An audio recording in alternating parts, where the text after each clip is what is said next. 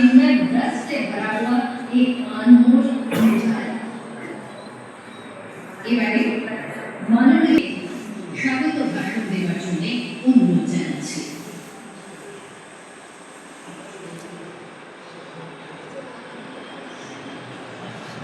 भारत माता की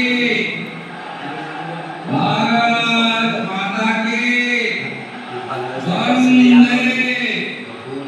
वंदे डॉक्टर श्यामा प्रसाद मुखर्जी গোটা পৃথিবীর সবচেয়ে জনপ্রিয় নেতা, যিনি